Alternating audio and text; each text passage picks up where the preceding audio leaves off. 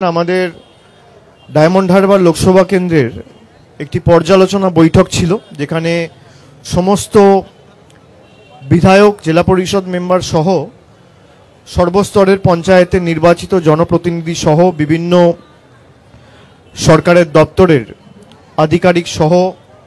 Civil administration, police অ্যাডমিনিস্ট্রেশনের ডায়মন্ড হারবার লোকসভা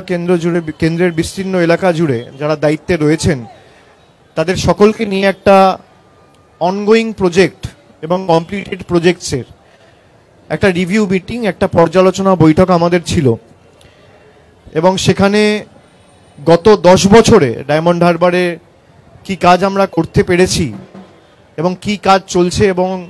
সেগুলো কিভাবে আরও দ্রুত সম্পূর্ণ করা যায়, তাড়াতাড়ি শেষ করা যায়, তার একটা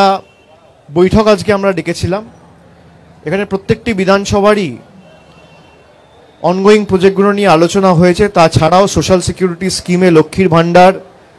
মানবিক সহ, কন্যাশ্রী, রূপশ্রী সহ যে মানবিক প্রকল্পগুলো, উন্নয়নমূলক প্রকল্পগুলো, যুগান্তকারী সরকারের প্রকল্পগুলো মমতা বন্দ্যোপাধ্যায়ের নেতৃত্বে গত 13 বছরে বাংলায় শুরু হয়েছে এবং শেষ দুয়ারে সরকারে যারা নিজেদের নাম নথিভুক্ত করেছিল তারও একটা পর্যালোচনা হয়েছে এবং তারা যাতে টাইমলি এই স্কিমগুলো বা এই সার্ভিসগুলো পায়, এই পরিষেবাগুলো পায়, তার একটা রিভিউ মিটিং ছিল আজকে।